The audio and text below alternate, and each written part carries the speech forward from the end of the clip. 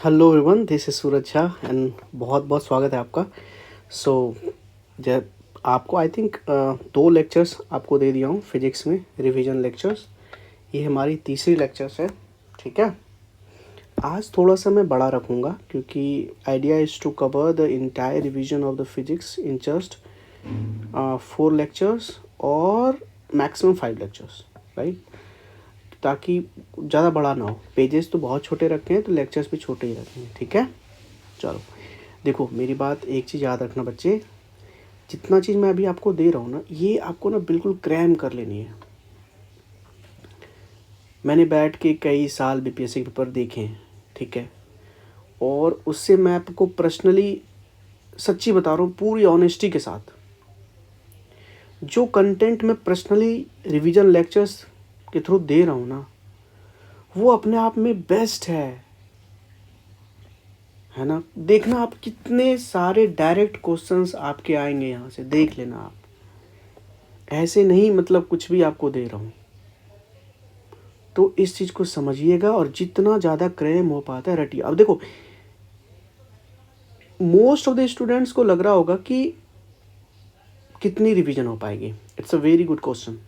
मैं जल्दी से इसको सॉल्व कर देता हूँ और बता देता हूँ, ये चीज़ें क्लियर कर देता हूँ, फिर हम लेक्चर स्टार्ट करेंगे। तो मोस्ट ऑफ द स्टूडेंट्स को लग रहा होगा कि how many revisions will be doing in दो 70 और 75 डेज। सो आइडिया इज़ कि एक बार मैंने आपको मेरी तरफ से सारे के सारे ये जो इस तरह के जो कंटेंट जा रहे हैं, जो हैंड रिटन है, जो मैं बैठ के घंटों बैठ करके, मेरे अपने काम भी होते हैं, ठीक है, वो भी करता हूँ, आपके भी काम है, संधान के भी काम है। तो मेरे वाली जो पीडीएफ सभी बन रहे हैं, जो काम चल रहा है, इनके एक बार सब चीज़ बन के तैयार हो जाएगा तो बिलीव मी 30 पेजेस या 40 पेजेस, और that is the hand written pages 30-40 pages बहुत ज़्यादा नहीं होता। उसको रिवीजन करना कितना आसान हो जाता है। उसको चाहे आदमी ना 12 बार पढ़ सकता है, 15 बार पढ़ सकता है, लिटरली सच्ची बता रहा हूँ। और ऐसे मैं आपको जो 4 पिलर है ना आपके बीपीएससी के, जो 100+ क्वेश्चंस कवर करते हैं, उनके मेरे तरफ से तो श्योरिटी आप रखो, जाएगा ही जाएगा। आने वाले समझ लो 20-30 दिन के अंदर में ये सब चीज़ आपको मिल जाएगा। हिस्ट्री का मिलेगा, ठीक है, साइंस का मिलेगा, बिहार स्पेशल का मिलेगा, करंट अफेयर का तो छोड़ ही दो, वो तो मैं बहुत अच्छे से करवाने वाला हूँ, है ना। और भी एरियाज़ हैं उनके मैं दूंगा। और उसके बाद मैं आपको 2-3 लेक्चर्स और लूँगा, जिसमें बहुत सारी चीज़ों का शॉर्ट ट्रिक सब बताऊंगा। कि कुछ ऐसे सब होते हैं ना, लो हैंगिंग फ्रूट्स वगैरह सब, वहाँ से क्वेश्चन पूछते हैं और बच्चे भूल जाते हैं। लेट सपोज कि बुद्धिस्ट का 3rd काउंसिल मीटिंग हुआ था, उनके कौन थे प्रेसिडेंट, बहुत लोगों ने बहुत याद करें, बहुत लोग भूल जाते हैं कहाँ हुआ था, है ना। ऐसे बहुत सारी चीज़ें हैं, है ना, समझ रहे हो। हज़ारों चीज़ें हैं, बहुत हज़ारों तो नहीं, मतलब बहुत सी चीज़ें हैं। तो उनके मेरे पास ना, जो मैंने over the period of years बहुत सारे मेहनत की है और उनको एक अच्छे से निमोनिक्स बना करके अच्छे से सब चीज़ करवाया, तो वो एग्ज़ाम से आपको कुछ दिन पहले वो सब करवाऊंगा, ठीक है। वो एक तरह से एकदम क्या कहते हैं, मतलब हिट द नेल वाला हो जाएगा चीज़ें, ठीक है। तो आपको अगर आप 5 दिन के बाद, 6 दिन के बाद, 7 दिन के बाद भी अगर कोई बच्चा ज्वाइन करता है, इवन 10 दिन के बाद भी ज्वाइन करता है, 15 दिन के बाद भी ज्वाइन करता है ना, एज सच कोई प्रॉब्लम नहीं होने वाली है। क्योंकि जितना मुझे लगता है, जितना थोड़ा सा लेट ही ज्वाइन करेगा वो लोग, तो उनको ना पूरा क्यूरेटेड नोट्स ही मिलेगा। अभी तो मैं उनसे बुक्स भी पढ़वा लेता हूँ। आप लोगों से कई बच्चे हैं जिनको मैं अभी बुक्स पढ़वा रहा हूँ, क्योंकि अभी सारे नोट्स तो बन नहीं रहे, है ना, उसमें समय लग रहा है, धीरे धीरे सब चीज़ें आ रही हैं, है ना।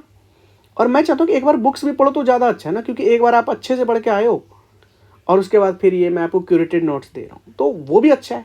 और जो बच्चा लेट से भी ज्वाइन करता है तो वो बिल्कुल मेरे नोट्स पे ही रिलाई करें, बहुत अच्छे से, कोई दिक्कत नहीं है, ठीक है।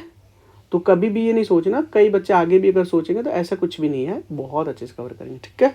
चलो लेट्स स्टार्ट। तो लास्ट हमने आपको इलास्टिसिटी तक करवाया था, यहाँ तक टॉपिक 9 तक हमने करवा दिया था, ठीक है। और आज हम लोग देखते हैं कितना करते हैं। This is simple harmonic motion, is a very simple topic. बहुत सारी चीज़ें आपको पता है, जो नहीं पता उसको क्रैम कर लेना है, ठीक है। चलो, दो तरह के मोशन होते हैं, एक पीरियोडिक मोशन है जिसको हम हार्मोनिक मोशन बोलते हैं, एक होता है ऑसिलेटरी मोशन, ठीक है। जैसे पेंडुलम वाला जो मोशन होता है वो पीरियोडिक मोशन है ना, होता है ना। उसके बाद जो स्विंग मशीन है, चाबी वो वाला कपड़े सिलने वाला मशीन, ऊपर नीचे करते रहता है, दैट इज हार्मोनिक मोशन या पीरियोडिक मोशंस, है ना। सन के अराउंड जो अर्थ मूव करते रहता है, that is called all about periodic motion, क्योंकि उनका एक पीरियड होता है ना, कि भाई 30 दिन में एक बार चक्कर लगा लेते हैं हम लोग, है ना। और उसके बाद है motion of hands of clock, ये भी एक पीरियोडिक मोशन है, यानी हार्मोनिक मोशन है, ठीक है, समझ में आया। अब एक होता है एक ऑसिलेटरी मोशन, ठीक है। ये क्या होता है ना कि it repeats it's motion after regular time interval, है ना, रेगुलर टाइम इंटरवल पे अबाउट अ फिक्स्ड पॉइंट। अब देखो ना, यहाँ पे कोई फिक्स्ड पॉइंट नहीं है। आपको क्या लगता है कि अर्थ अपना बर्थडे क्या सेम जगह मनाता है हर बार? नहीं मनाता। इस बार इसका सन के अराउंड इस वाले पाथ में थोड़ा सा इसका चेंजेस होता है, ऐसे होता है, फिर ऐसे होता है, पढ़े होंगे ना आप एनसीईआरटी में, है ना। तो अबाउट अ फिक्स्ड पॉइंट और रिपीट कर रहा है अपना मोशन को, दैट इज ऑसिलेटरी मोशन। और यहाँ पे इसको वाइब्रेटरी मोशन बोलते हैं, वाइब्रेशन होता है। तो आप हमेशा डिस्टिंक्शन कैसे करोगे? वाइब्रेशन से डिस्टिंक्शन करना, दोनों में अंतर अगर करना हो तो। जैसे पिस्टन होता है ना ऑटोमोबाइल इंजन में, वो भी तो ऐसे ऐसे करते रहता है ना, करते रहता है ना पिस्टन, तो दैट इज ऑसिलेटरी मोशन, है ना। वॉच का जो व्हील होता है वो जो बैलेंस करता है अपने आप को, तीन उसमें टोटल क्लॉक होते हैं, एक सेकंड वाले, एक मिनट वाले, एक हावर वाले। तो उसकी जो बैलेंसिंग होती है वॉच की, wheel of watch, that is oscillatory motion, ठीक है। बहुत गर्मी है यार।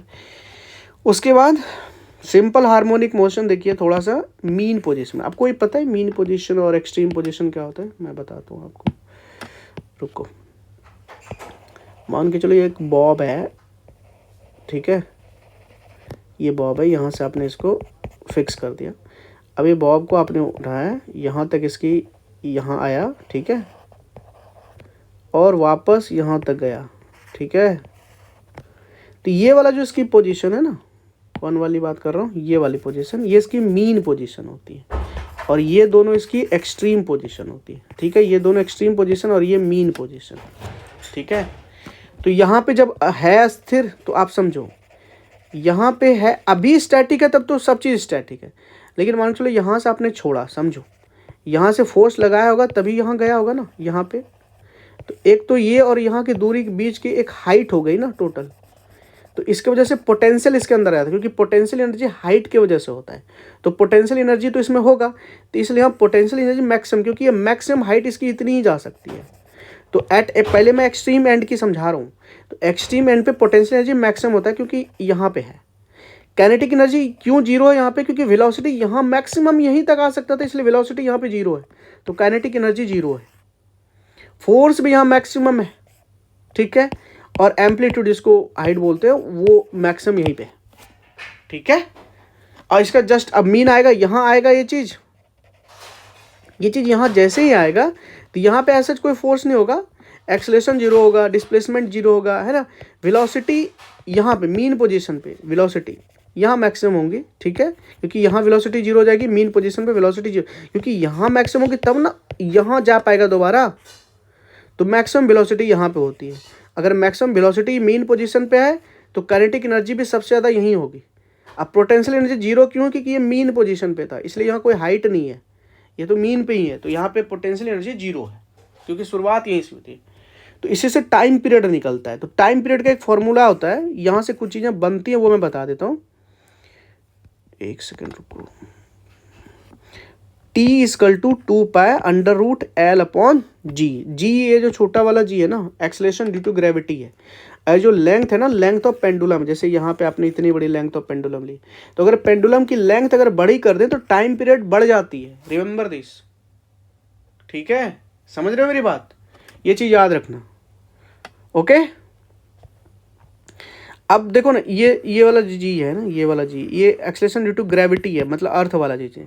अब ये मून पे अलग होता है, मून पे कम होता है, उनकी टाइम पीरियड फिर बढ़ जाएगी वहाँ पे मून पे। हमारे जो अर्थ का टाइम पीरियड अभी यहाँ पे होगा, मून का वो क्या हो जाएगा? बढ़ जाएगा ना। क्यों? क्योंकि इन्वर्सली प्रोपोर्शनल है, समझ रहे हो?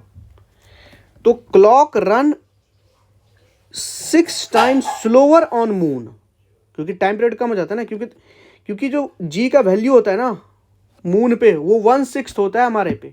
मान के लो जी का एग्जांपल दे रहा हूँ, जी का वैल्यू यहाँ पे मान के चलो 10 है ना, 10 मीटर पर सेकंड, वहाँ पे 1/6 हो जाता है। ठीक है, कहाँ पे? मून पे। तो इसलिए टाइम पीरियड भी वहाँ पे कम हो जाता है। कितना? अब ये जी का वैल्यू यहाँ अगर आप 6 रखोगे ना, 6 जी का वैल्यू यहाँ पे रख दो ना, 6 टाइम हो जाता है ना वहाँ पे, तो वो टाइम पीरियड क्या हो जाएगा? 6 टाइम स्लोअर हो जाता है, √6। ठीक है, चलो ये हो गया खत्म। बस इतना याद रखो और कुछ याद नहीं रखना। ठीक है, एक चीज़ याद रखो कि जो बड़ी जी होता है ना, जिसको हम लास्ट क्लास में बताए थे, ये यूनिवर्सल होता है। ये जो अर्थ के, ये जो इसको बोलते हैं यूनिवर्सल ग्रेविटेशनल कांस्टेंट, बड़ी जी। ठीक है, 6.67 10⁻⁻27 के आसपास होती है। ठीक है, ये कांस्टेंट होती है। जुपिटर पे जाओ, मून पे जाओ, कहीं पे भी जाओ, बड़ी जी हमेशा सेम होती है। दैट इज उसी का, इसलिए उसका नाम ही है यूनिवर्सल ग्रेविटेशनल कांस्टेंट। वो सबके लिए एक है, लेकिन छोटी जी का वैल्यू सबके लिए चेंज होती। चलो खत्म हो गया इतना। अब वेव पे आओ। वेव क्या होता है? देखो यहां पे ना कोई मैटर, कोई ऑब्जेक्ट, सब्सटेंस का, मैटर का कोई ट्रांसपोर्टेशन नहीं होता, वो अस्थिर रहता है ना, समझ रहे हो? उसके बाद जो एनर्जी का प्रोपगेशन होता है उसी को, उससे वेव क्रिएट होता है। मतलब propagation of energy without the transport of matter, इसी को बोलते हैं वेव। अब उसमें एक मैकेनिकल वेव है, इसको इलास्टिक वेव भी बोलते हैं। और इस वेव को जनरेट होने के लिए मीडियम चाहिए। It's require medium. जैसे इलेक्ट्रोमैग्नेटिक वेव, उसको कोई मीडियम नहीं चाहिए होगा इधर। जैसे नॉन मैकेनिकल, जैसे इलेक्ट्रोमैग्नेटिक है, नॉन मैग्नेटिक, इसको मीडियम चाहिए भाई, है ना, समझ रहे हो? साउंड, जैसे मैं कहूं साउंड है, वैक्यूम में क्या ही साउंड है, स्पीड है कुछ उनकी? है ही नहीं, ट्रेवल ही नहीं करेगा साउंड, कि वो इलेक्ट्रोमैग्नेटिक है। उनको साउंड, उसको मीडियम चाहिए। ठीक है, तो मैकेनिकल वेव ना 2 टाइप के होते हैं, एक होता है लॉन्गिट्यूडनल, एक होता है ट्रांसवर्स। ठीक है, तो समझो एक बार। लॉन्गिट्यूडनल जो वेव होता है ना, उसमें क्या होता है कि जो वाइब्रेशन का जो डायरेक्शन होता है, वो वेव जिस डायरेक्शन में प्रोपेगेट कर रहा है उसी के डायरेक्शन में। जैसे मैं बताता हूं, अब ये मान के चलो स्प्रिंग है ना। अब स्प्रिंग को अगर मान के चलो ये स्प्रिंग है, एक सेकंड रुको, ये स्प्रिंग है। ठीक है, समझना। अब इसको आपने खींचा, यहां से अस्थिर बांध रख दिया, यहां से आपने इसको खींचा, समझ रहे हो? तो जो डायरेक्शन होंगे ना, देखो जैसे आपने खींचा तो वेव वाइब्रेशन भी ऐसे होगा। ठीक है, वाइब्रेशन भी ऐसे होगा और इसकी जो डायरेक्शन होंगे वो भी ऐसे होंगे, दोनों एक ही डायरेक्शन में होगा। वाइब्रेट भी इसी डायरेक्शन में होगा और वेव भी उसी डायरेक्शन में होगा। ठीक है, vibrate in the direction of propagation of wave. लेकिन ट्रांसवर्स वेव में क्या होता है कि यहां पे जो वाइब्रेट करता है ना, वेव जो क्रिएट होती है ना, वो perpendicular to the direction of propagation होता है। ये प्रोपगेशन किस, आपने इस स्प्रिंग को ऐसे इधर खींचा तो इसकी डायरेक्शन इधर हुई, तो जो वाइब्रेशन हुआ वो भी ऐसे इधर ही हो रही थी इस केस में, लॉन्गिट्यूडनल में। लेकिन यहां पे मैं आपको बताता हूं, एक सेकंड थोड़ा मिटा लूं इसको जरा। यहां पे परपेंडिकुलर होती है ट्रांसवर्स में। कैसे, तो मैं समझाता हूं। जैसे मान के चलो आपने वो ले लो, ये वाटर है, मान के चलो सरफेस वाटर है। आप देखे होगे ना कि पानी ऐसे से पानी तो आगे जा रहा है वेव, लेकिन आप देख रहे होगे ना ऐसे है, ऐसे वेव ऊपर नीचे होते रहता है, ऊपर नीचे, वेव ऊपर नीचे। इसलिए तो कोई आदमी डूब जाता है, अंदर चला जाता है। देखो आप, तो वेव का डायरेक्शन जो है ना परपेंडिकुलर है टू दी, जिधर वो मूव कर रहा है, इधर 90 डिग्री बना रहा है। तो यहाँ पे जो डायरेक्शन होता है ना, वो प्रोपगेशन के परपेंडिकुलर में होता है। ये होता है तुम्हारा भाई साहब स्ट्रिंग में भी, है ना, और सरफेस ऑफ वाटर पे जो वेव क्रिएट होता है वहाँ भी होता है ट्रांसवर्स वेव। तो याद रखना कि स्ट्रिंग में या वाटर सरफेस पे जो वेव होता है वो ट्रांसवर्स वेव होता है, और जो स्प्रिंग में या साउंड वेव है वो लॉन्गिट्यूडनल होता है। जिधर बोलोगे, जिधर की तरफ साउंड जाएगा उधर की तरफ वेव क्रिएट होंगे, उसी डायरेक्शन में होगा। That is okay with that, very easy. Okay, चलो नेक्स्ट, मैकेनिकल वेव क्या होता है, समझो इस बात को। नॉन मैकेनिकल, मैकेनिकल बता दिया, दो तरह के, ट्रांसवर्स और एक ट्रांसवर्स था, एक लॉन्गिट्यूडनल था। अब मैं आपको बता रहा हूँ नॉन मैकेनिकल वेव, जिस उसमें से एक इलेक्ट्रोमैग्नेटिक वेव होता है। इसको मैकेनिकल वेव को बहने के लिए, प्रोपगेट करने के लिए मीडियम चाहिए होता है, ठीक है, इट रिक्वायर्स अ मीडियम, ठीक है। लेकिन इलेक्ट्रोमैग्नेटिक वेव, ठीक है, इसको कोई मीडियम नहीं चाहिए होता। पहले मैंने उल्टा बोल दिया था क्या, आई थिंक, हाँ शायद। अब देखो ना, अब मैं आपको एक सिंपल से बताता हूँ, जैसे एक्सरे है, वायर, इसका कोई मीडियम नहीं चाहिए, ये सब इलेक्ट्रोमैग्नेटिक वेव है। आई थिंक पहले मैंने, सो सॉरी अगर somehow slip of the tongue हो रहा होगा, तो याद रखिएगा जो भी मैकेनिकल वेव होते हैं ना, इसको मीडियम चाहिए होता है, ठीक है, सो सॉरी, इसको मीडियम चाहिए होता है। जो नॉन मैकेनिकल वेव है, नॉन ही है तो इसको नहीं चाहिए होता है, जिसको बोलते हैं electromagnetic wave. It does not require any medium to propagate, ये वैक्यूम से भी प्रोपगेट होता है। अब बताओ, जो साउंड है वो वैक्यूम में कभी हो सकता है, नहीं होता है ना, तो साउंड कभी नॉन मैकेनिकल वेव नहीं है, इलेक्ट्रोमैग्नेटिक वेव नहीं है, ऐसे सोचो, समझ रहे हो। चलो, all electromagnetic wave consist of photon, photon is a bundle of light energy, ठीक है, ओके। इसका जो वेवलेंथ का जो रेंज होता है ना, वो 10⁻⁻14 मीटर टू 10⁴ मीटर होता है, ओके। तो इसकी प्रॉपर्टीज क्या होती है इलेक्ट्रोमैग्नेटिक वेव की, एक कि इसका जो कॉन्सेप्ट है ये मैक्सवेल ने दिया था, ये याद रखना, इसका कॉन्सेप्ट किसने दिया था, मैक्सवेल ने, ठीक है। और दूसरा कि, एक सेकंड रुकना, हाँ, कि ये न्यूट्रल होता है, ना तो ये पॉजिटिव चार्ज में होता है, ना तो ये निगेटिव चार्ज में होता है, ऐसा कुछ नहीं है, ये निगेटिव, ये न्यूट्रल होता है। और ये प्रोपगेट करता है ट्रांसवर्स वेव की तरफ, है ना, to the perpendicular to the direction of the wave of propagation, ठीक है। ये ट्रांसवर्स वेव की तरफ प्रोपगेट करता है और लाइट के वेलोसिटी के साथ प्रोपगेट करता है। इसकी स्पीड जो होता है ना, याद रखना, इलेक्ट्रोमैग्नेटिक वेव की जो स्पीड होती है वो लाइट का स्पीड के बराबर होती है, ठीक है।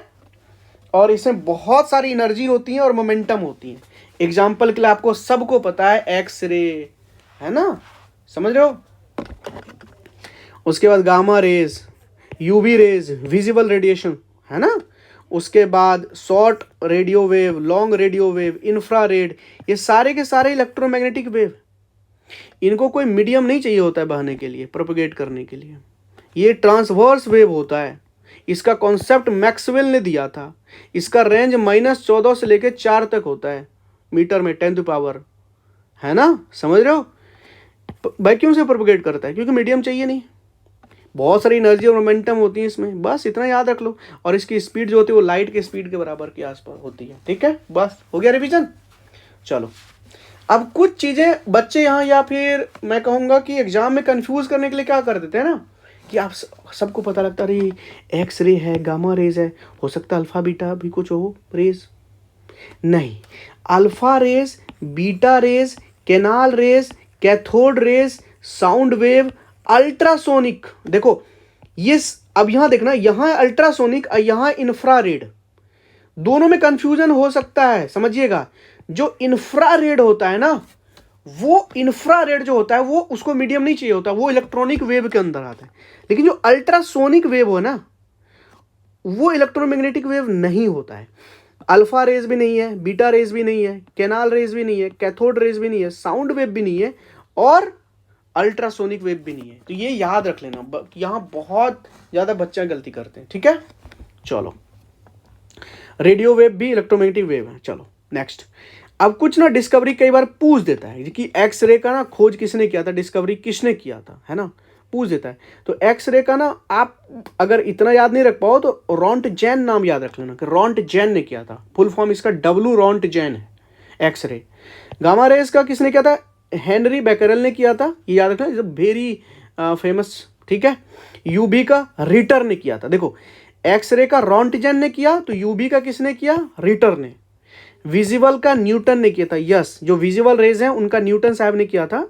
इंफ्रारेड जो है उनका हर्ष सेल ने किया था, ठीक है, देखो यहाँ तक तो आपको याद होनी ही चाहिए।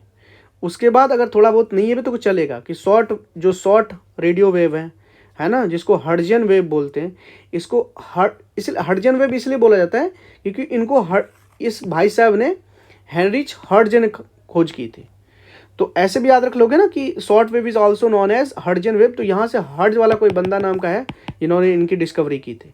लॉन्ग रेडियो को बोलते हैं मार्कोनी, है ना, और इसकी सबसे मैक्सिमम वेवलेंथ होती है लॉन्ग रेडियो वेव की, यही चीज याद रखना, ठीक है। जिसकी जितनी ज्यादा वेवलेंथ है उसकी एनर्जी उतनी कम है, और जिसकी जितनी कम वेवलेंथ है उसकी एनर्जी उतनी ज्यादा। तो एनर्जी और वेवलेंथ आपस में इनवर्सली प्रोपोर्शनल होता है, you have to remember this. Okay बच्चे, चलो एक होता है माइक्रोवेव, है ना। इसका जो वेवलेंथ का रेंज देख लो, कई एग्जाम में पूछ दिया है, 10⁻³ मीटर टू 10⁻² मीटर, ठीक है, समझ में आ रहा है। चलो अब आप वेव का जो प्रोपगेशन देखते हो ना, रुको एक सेकेंड, ये सब पता होगा फिर भी बता देता हूँ। ये टोटल यहाँ से साइकिल किया और यहाँ तक, ये प्रॉपर एक साइकिल हुआ, एक पीरियड हुआ, ठीक है। तो ये जो मैक्सिमम यहाँ से यहाँ तक है ना, इसको बोलते हैं एम्पलीट्यूड, ठीक है। तो मैक्सिमम डिस्प्लेसमेंट जितना होता है ना कोई भी वाइब्रेटिंग पार्टिकल्स का, या फिर ये छोड़ो यार, अगर कोई ट्रांसवर्स, ये तो चलो लॉन्गिट्यूड, ट्रांसवर्स भी ले लोगे तो आपने देखा होगा कि यहाँ पे ऐसे, फिर थोड़ा सा ढील, फिर थोड़ा सा ऐसे, कंप्रेशन एंड रेयरफैक्शंस पढ़े होगे ना सब। तो वो भी जितना उठा है ना मीन पोजीशन से, सबका एक मीन पोजीशन होगा, यहाँ से कितना ज़्यादा ये ऊपर गया, एक सेकेंड, यहाँ तक गया, तो दिस इज कॉल्ड एम्पलीट्यूड, ठीक है। देखना आप कभी साउंड रिकॉर्ड करते हो ना, तो ये वाला चीज़ें अगर जोर से बोलोगे तो ये ग्राफ ऊपर जाती हैं, देखे होगे आप लोग, ठीक है। ओके, वेवलेंथ क्या होता है, वही बस कि यहाँ से यहाँ तक की जो दूरी है ना, जैसे आपने यहाँ से यहाँ तक एक वेव हुआ ना, एक वेव, ठीक है, दो ये क्रस्ट होता है, नीचे वाला ट्रफ होता है, या इसको बोलते हैं कंप्रेशन, इसको हल्के वाले को बोलते हैं रेयरफैक्शन, पढ़े होगे आपने। तो दो कंसेक्यूटिव क्रस्ट के बीच या दो कंसेक्यूटिव ट्रफ के बीच जो डिस्टेंस होता है उसको वेवलेंथ बोलते हैं, है ना, समझ रहे हो। The distance between any two nearest particle of medium vibrating in the same phases, ठीक है। साउंड में ऐसे कर सकते हैं, इसको लैम्डा से शो करते हैं, याद रखिएगा, किससे शो करते हैं, लैम्डा से। In transverse wave between the two consecutive crest and trough, ठीक है, और in longitudinal wave two consecutive compression and rarefactions, ठीक है, वेरी इजी, कोई दिक्कत नहीं है, ये आपको पता होगा, सिंपल है ना। स्पीड बराबर क्या होता है, डिस्टेंस या डिस्प्लेसमेंट अपॉन टाइम होता है ना। डिस्टेंस यहाँ पे क्या होता है, ये वेवलेंथ है ना, समझ रहे हो, और ये वेलोसिटी है। 1 टाइम पीरियड को ही बोलते हैं फ्रीक्वेंसी, कहते हैं, तो इसलिए 1 टाइम पीरियड को फ्रीक्वेंसी, तो 1/t के बदले फ्रीक्वेंसी लिख दिए, और ये हो गया डिस्टेंस यानी लैम्डा, और ये हो गया वेलोसिटी। तो वेलोसिटी बराबर क्या हुआ, फ्रीक्वेंसी इंटू, बताइए, wavelength. Simple relationship between wavelength, frequency and velocity क्या होता है, velocity is equal to frequency multiplied by the wavelength, समझ गए ना। क्योंकि देखो यार, वेलोसिटी बराबर क्या होता है, डिस्टेंस अपॉन टाइम होता है।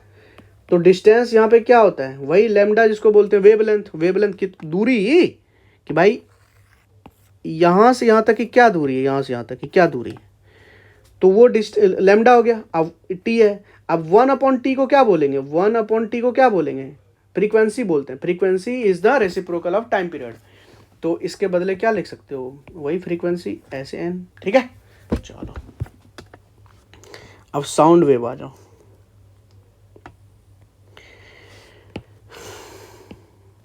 बहुत गर्मी हो रही है ना बाहर, तो today almost in Delhi 42 degree, जब मैंने एक बार चेक किया था, it's feels like 52 degree. Sound wave देखो, साउंड वेव में ना, sound is a longitudinal mechanical wave, remember that, longitudinal not transverse, longitudinal mechanical wave. ये इसमें 3 टाइप के वेव होते हैं। एक ऑडिबल, जिसको साउंड वेव बोलते हैं, जिसकी जो फ्रीक्वेंसी होती है वो 20 हर्ट्ज से 20,000, ये के का मतलब यहाँ पे 1000 है, तो 20 हर्ट्ज से लेकर के 20,000 हर्ट्ज तक रेंज होता है फ्रीक्वेंसी का, ऑडिबल साउंड का, ऑडिबल वेव का, ठीक है। और ये सेंसिटिव होता है ईयर, क्योंकि यही हर्ट्ज के बीच आप ना सुन सकते हो चीज़ों को। एक होता है इंफ्रासोनिक वेव, जो मैंने अभी को बताया कि infrasonic is an electromagnetic wave, but ultrasonic और अल्ट्रासोनिक, या ये जो चीज़ मैंने आपको बताया था, this is not an electronic wave, right. तो इंफ्रासोनिक जो है वो उसकी जो फ्रीक्वेंसी है 20 से कम, और अल्ट्रासोनिक जो हो गया उसकी 20,000 से ज़्यादा, ठीक है। तो 3 पीरियड यहाँ आप यहाँ ले लो, ठीक है, 20,000, ठीक है। अब इससे इधर जो ज़्यादा होगा उसको बोलेंगे क्या, अल्ट्रासोनिक। इस दोनों के बीच जो होगा उसको बोलते हैं साउंड वेव, ऑडिबल। इससे जो कम होगा इधर, इसको बोलेंगे इंफ्रासोनिक। बस खत्म। तो अब कई बार पूछ लेता है कि कौन इंफ्रासोनिक है, कौन अल्ट्रासोनिक है। तो देखो कोई बात नहीं है, फ्रीक्वेंसीज की बहुत ज़्यादा है ना, बहुत ज़्यादा, ह्यूमन आई इसको डिटेक्ट ही नहीं कर पाएगा, क्योंकि रेंज हमारा 20 से 20,000 हर्ट्ज के आसपास है। तो जो, लेकिन कुछ ऐसे हैं जानवर जो डिटेक्ट कर सकते हैं अल्ट्रासोनिक को, जैसे कुत्ता हो गया, बिल्ली हो गया, बैट हो गया, मॉस्क्यूटो हो गया, ये सब डिटेक्ट कर सकते हैं भाई, किसको, अल्ट्रासोनिक को, ठीक है। और जो इंफ्रासोनिक जिसकी फ्रीक्वेंसी बहुत कम होता है, ठीक है, फ्रीक्वेंसी बहुत कम होता है, और उसका सोर्स क्या होता है, उसका जो सोर्स होगा ना बहुत बड़ा साइज का होगा, ठीक है। जो फ्रीक्वेंसी बहुत कम निकालता है उसकी सोर्स जो होगी बहुत बड़ी होगी, सोर्स बिगर साइज को। जैसे एलिफेंट जो साउंड निकाल सकता है वो इंफ्रासोनिक साउंड निकाल सकता है ना, ये भी आप नहीं सुन सकते। वेल्स ये भी निकालते हैं इंफ्रासोनिक। अर्थक्वेक में जो जनरेट होता है इंफ्रासोनिक। ओशियन वेव जो होता है वो जो क्रिएट होता है वेव, इंफ्रासोनिक। वॉल्केनिक इरप्शन के दौरान जो होती है वो इंफ्रासोनिक। तो कोई भी चीज़ अगर बहुत बड़ा चीज़ है ना, तो हमेशा याद रखना वो इंफ्रासोनिक वेव क्रिएट कर रहा होगा, दैट इज सिंपल, ओके। और बैट एक ऐसा चमगादड़, एक ऐसा जीव है जो अल्ट्रासोनिक को प्रोड्यूस भी कर सकता है और अल्ट्रासोनिक को डिटेक्ट भी कर सकता है, bat. You have to remember this fact, okay. चलो, more method to produce ultrasonic wave. और क्या मेथड है, बहुत सारे मेथड हैं, कोई आप डिवाइस बना लो, कुछ भी कर लो, है ना। जैसे एक है गैल्टन विशल, है ना, या इसको बोलते हैं हार्ट्समैन जनरेटर, है ना, हार्ट्समैन जनरेटर। तो ये अल्ट्रासोनिक वेव क्रिएट कर सकता है, ठीक है। या फेरोमैग्नेटिक रड का जो वाइब्रेशन होता है अंडर अल्टरनेटिव मैग्नेटिक फील्ड, वहां भी अल्ट्रासोनिक वेव क्रिएट होता है। इतना जानने की जरूरत नहीं है, ठीक है। ये वाला चीजें याद रखना बस। कौन सी चीजें, ये वाली, चलेगा। चलो, अब अल्ट्रासोनिक जिसकी फ्रीक्वेंसी 20,000 हर्ट्ज से ज़्यादा है उसकी क्या यूज़ है, ये समझना बहुत ज़रूरी है ना।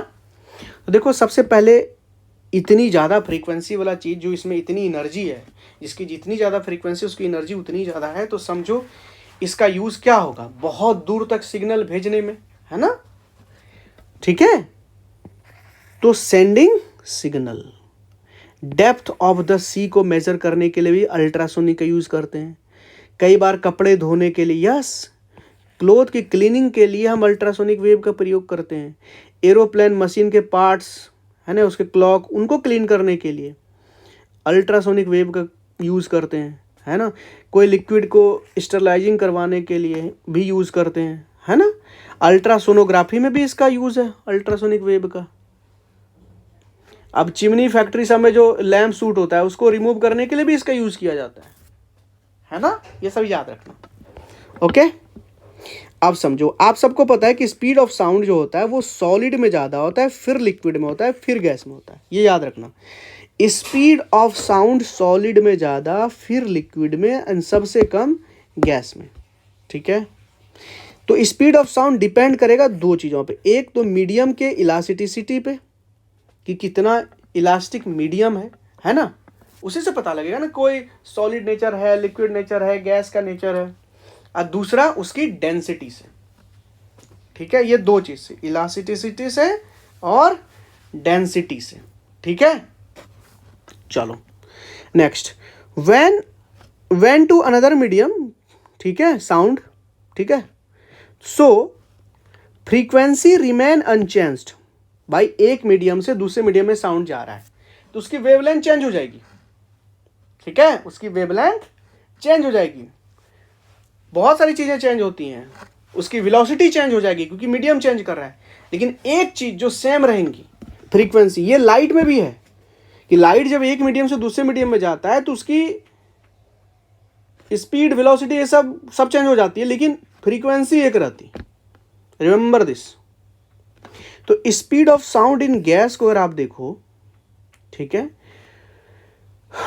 समझना, ये गैस की बात कर रहा हूं, अभी आप सॉलिड को फिर मत देखना, है ना। ये होता है V = YP/D/रूट। ये मैं क्यों दिया हूं बता रहा हूं। गैस में अगर रिलेट कर रहा हूं सिर्फ गैस में, तो डेंसिटी से फर्क पड़ता है कि डेंसिटी अगर ज़्यादा है तो वेलोसिटी कम होगी। गैस की बात कर रहा हूँ, ये याद रखना। इसको सॉलिड से मत कर देना, क्योंकि सॉलिड में तो डेंसिटी ज़्यादा है ना, सॉलिड की डेंसिटी ज़्यादा है तो वहाँ पे स्पीड भी ज़्यादा हो गई। लेकिन ये गैस की बात बता रहा हूँ, ये गैस के लिए सिर्फ, है ना, जहाँ प्रेशर का भी यूज़ होता है। वैसे प्रेशर इंडिपेंडेंट होता है स्पीड ऑफ साउंड से, ये चीज़ आपको याद रखनी है। Effect of pressure on speed of sound is independent, both are independent thing, ठीक है। स्पीड ऑफ साउंड जो होता है ना, मान के चलो किसी मीडियम का आप टेम्परेचर बढ़ा दो तो पार्टिकल्स का मूवमेंट, बहुत काइनेटिक एनर्जी का वहाँ पे क्रिएट होगा, और उसके वजह से पार्टिकल्स का मूवमेंट बहुत ज़्यादा होगा, इसके वजह से स्पीड ऑफ साउंड भी ज़्यादा होती है। तो याद रखना कि कोई भी मीडियम का अगर टेम्परेचर इंक्रीज करोगे तो स्पीड ऑफ साउंड भी बढ़ेगी, ठीक है। अच्छा, प्रिसाइजली बताऊं, अगर आपने एयर का टेम्परेचर 1 डिग्री से इंक्रीज कर दी तो वेलोसिटी ना 0.6 मीटर पर सेकंड से इंक्रीज हो जाएगी। ये याद रखने की जरूरत नहीं है, ये मैं बस बता रहा हूँ। बस याद रखना कि टेम्परेचर का प्रभाव पड़ता है, कैसा प्रभाव पड़ता है वो याद रखना, ठीक है। अच्छा, ह्यूमिड एयर में जो स्पीड होती है ना वो ज़्यादा होती है एज कम्पेयर टू ड्राई। क्यों? क्योंकि डेंसिटी ज़्यादा है ना। ह्यूमिड एयर में जो एटमॉस्फेयर है वहाँ पे आपका लिक्विड वाटर कंटेंट जो है ना वेपर फॉर्म में, वो ह्यूमिडिटी ज़्यादा है, तो ह्यूमिडिटी होने की वजह से डेंसिटी ज़्यादा, डेंसर हो गया as compare to the dry weather. तो इसलिए ह्यूमिड कंडीशन में स्पीड ऑफ साउंड ज़्यादा होती है। रिमेंबर दिस, गर्मी के दिनों में साउंड बहुत दूर तक जाता है एज कम्पेयर टू ठंडा दिन। Remember this.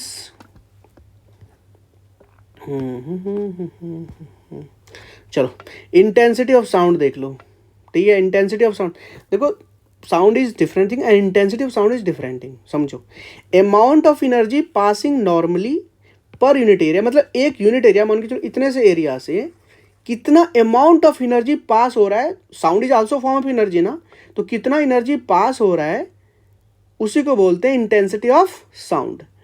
तो जितनी एनर्जी पास होगी उसको, एनर्जी का ऐसा यूनिट क्या होता है, वाट डिवाइडेड बाय एरिया यानी मीटर स्क्वायर। तो इंटेंसिटी ऑफ साउंड का ऐसा यूनिट क्या हो गया, वाट पर मीटर स्क्वायर। और ये जो इंटेंसिटी ऑफ साउंड होता है ये इनवर्सली प्रोपोर्शनल होता है डिस्टेंस का। अब ये क्या डिस्टेंस है मैं बताता हूँ।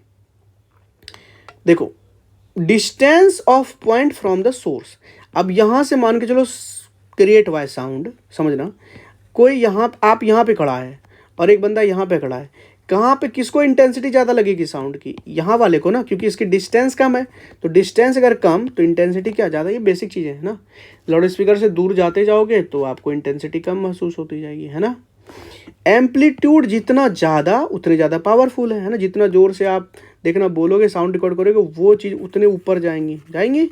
और जैसे धीरे कुछ नहीं बोलोगे ऐसे हो जाएगा, फिर थोड़ा सा बोलोगे ऐसे हो जाएगा, फिर बड़े बनोगे ऐसे हो जाएगा। देखो, तो ये जो यहाँ से यहाँ तक की जो है ना, ये वाला चीज़ इतना सा ऊंचाई, इसको एम्पलीट्यूड बोलते हैं। तो जितना ज़्यादा एम्पलीट्यूड, इंटेंसिटी ऑफ साउंड उतनी ज़्यादा। फ्रीक्वेंसी भी जितना, अब ये रिलेशन अलग चीज़ है कि एम्पलीट्यूड के स्क्वायर के इक्वल होता है intensity of sound, that is different thing. Frequency के स्क्वायर के डायरेक्टली प्रोपोर्शनल होता है इंटेंसिटी ऑफ साउंड, समझ रहे हो। और डेंसिटी से रिलेटेड तो इंटेंसिटी ऑफ साउंड है कि ज़्यादा डेंसर मीडियम है तो इंटेंसिटी ऑफ साउंड ज़्यादा, क्योंकि वहाँ पे उनकी वेलोसिटी ज़्यादा होती है। रिमेंबर दिस, ठीक है। चलो, साउंड की लाउडनेस ना वो दो चीज़ों पे डिपेंड करती है। एक तो इंटेंसिटी क्या है साउंड की, उस पर डिपेंड करते हैं लाउड कितना होगा आवाज़, और आपके कान की सेंसिटिविटी कितनी है, ये दो चीज़ पर डिपेंड करती है, याद रखना। लाउडनेस की जो यूनिट होती है वैसे तो डेसिबल और बेल भी होती है, कोई दिक्कत नहीं है। 1 डेसिबल बराबर होता है 1/10 ऑफ बेल, या इसको फोन भी बोलते हैं, PHON, फोन, ठीक है। एक होता है पिच। पिच क्या होता है, देखो बहुत सारे आवाज़ डिफ्रेंशिएटर, ये पिच ही होता है ना। देखना हमारे और महिलाओं की आवाज़ में कितना अंतर होता है लड़कियों की आवाज़ में, ठीक है। या फिर दो पुरुषों का भी देख लीजिए, है ना, किसी का फ्लैट होता है, किसी का डल होता है, किसी का श्रिल होता है, ऐसे ना। तो ये सारे पिच है ना, ये फ्रीक्वेंसी पे डिपेंड करता है। Pitch always depend on frequency. Frequency अगर ज़्यादा है तो पिच भी ज़्यादा। महिलाओं की पिच बहुत ज़्यादा है, फ्रीक्वेंसी ज़्यादा होती है ना। तानसेन का ऐसा कहा जाता है कि तानसेन की आवाज़ में इतनी फ्रीक्वेंसी पिच थी कि भाई बोतल वोतल सब तोड़ देता था, कि बारिश से ला देती थी। सुनते होंगे आप लोग। एक होती है क्वालिटी। क्वालिटी क्या होता है समझना। देखे होंगे कि कोई गाना सुनते हो ना, उसमें कितने सारे इंस्ट्रूमेंट बजते हैं, बहुत सारे इंस्ट्रूमेंट बजते हैं। और अगर आप गौर से सुनोगे ना तो सब इंस्ट्रूमेंट के आपको ना सुनाई देगा, सब इंस्ट्रूमेंट अच्छे से, और सब एक रिदम में होता है। लेकिन समझो अगर कुछ समझ ही नहीं आए तो उसकी क्वालिटी नहीं फिर। तो it distinguish between the sound produce by the two sources having the same intensity and pitch. सबका देखो, अगर कोई इतने सारे इंस्ट्रूमेंट यूज हो रहे हैं, सबकी इंटेंसिटी और पिच एक रखनी पड़ती है ना। हाँ, उनकी फ्रीक्वेंसी अलग अलग होती है, जिनकी वजह से आप थोड़ा डिफ्रेंशिएट कर पाते हो। तो क्वालिटी डिपेंड्स ऑन बहुत सारी चीज़। ओवरटोन्स कितनी हो रही है, नंबर ऑफ ओवरटोन्स, फ्रीक्वेंसी और relative intensity, that's it. Okay, next echo क्या होता है, सबको पता है कि आप जो बोलोगे वो रिफ्लेक्ट हो गए आपके पास ही आएगा, ठीक है। तो reflecting sound from the higher tower, mountain या बहुत बड़ी दीवार हो, है ना, तो उससे इको बोलते हैं उसको, इको। इसके लिए मिनिमम डिस्टेंस कितनी चाहिए, याद रखना 16.6 मीटर इको होने के लिए। हाँ, तो अगर मैं कहूँ इको में इको आया, क्योंकि इको पहले आप बोलोगे तो वो साउंड वहाँ तक जाएगा, फिर वहाँ से यहाँ तक आएगा, तो टोटल डिस्टेंस कवर कितना करता है, 2x। अगर यहाँ से वहाँ तक x है तो ये चीज़ याद रखना। तो दैट इज़ 34 मीटर के आसपास। तो उस हिसाब से आप वो फॉर्मूला लगा देना, डिस्टेंस, डिस्प्लेसमेंट, वेलोसिटी निकालने वाला चीज़, ठीक है। और plus persistence of air, that is effect of sound on year, क्या होता है, 1/10 का, मतलब कितने समय के बाद आपको सुनाई देगा, 1/10 ऑफ सेकेंड के बाद आपको वो चीज़ें सुनाई देगी। जैसे आप बोलोगे ना 1/10 ऑफ सेकेंड के बाद वो चीज़ें रिफ्लेक्ट होकर आएंगी, आपको सुनाई देंगी, ठीक है। अच्छा, साउंड नाइट में ज़्यादा होता है एज कम्पेयर टू डे, आपको पता है, it's all because of the refractions, remember this, okay. Resonance समझते हो। If the frequency of imposed periodic force is equal to the neutral frequency of the body oscillates with a very large amplitude. This is known as this phenomenon is known as frequency. अब सोचो, कोई भी body है ना, उसका अपना एक natural कुछ ना कुछ फ्रीक्वेंसी होगी, है ना। और अब मान के चलो आपने फोर्स लगा के उनकी फ्रीक्वेंसी को इंक्रीज करने की कोशिश करी, और जो इंक्रीज हुआ वो उसकी नेचुरल के बराबर है, तो जो वो ऑसिलेट करेगी ना, उनका एम्पलीट्यूड बहुत ज़्यादा होगा, और इस फिनोमेना को बोलते हैं रेजोनेंस। कहते हैं ना एकदम रेजोनेंट हो गए, है ना। If the frequency of imposed periodic force, जो आपने फोर्स लगाई, इम्पोज्ड पीरियोडिक फोर्स, उसकी फ्रीक्वेंसी इक्वल हो जाएगी कि उस बॉडी के नेचुरल फ्रीक्वेंसी से, तो समझ लो कि बॉडी ऑसिलेट करेगा बहुत ज़्यादा लार्ज एम्पलीट्यूड के साथ। एक होता है interference of sound. When two और more sound wave from different sources at the same time meet, interact with each other to produce a new wave, that is called interference of sound. दो sound आए, मिली, और इसके बाद एक नया sound बना, that is called interference of sound.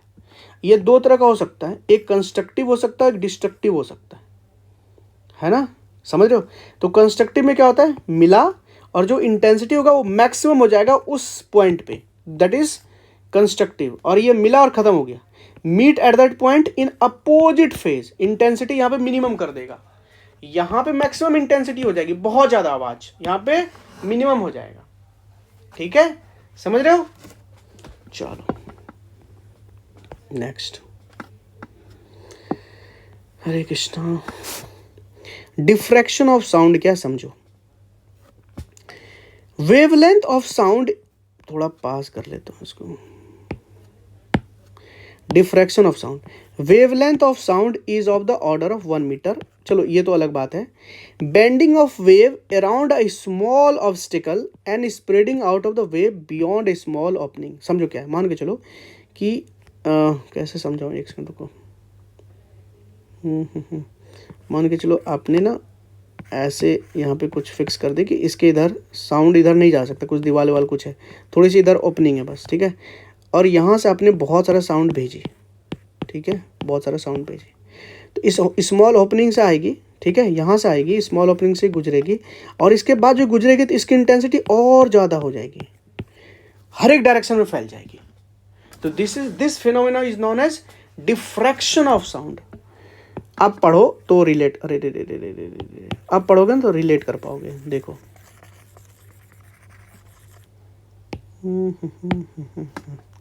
Bending of wave around a small obstacle, वो जो ऑब्स्टिकल ही था ना, छोटा सा जगह सिर्फ, नहीं तो अभी तो जा रहा था बहुत बड़े एरिया से, and spreading out the wave beyond small openings, right, okay. अब डॉपलर इफेक्ट समझो।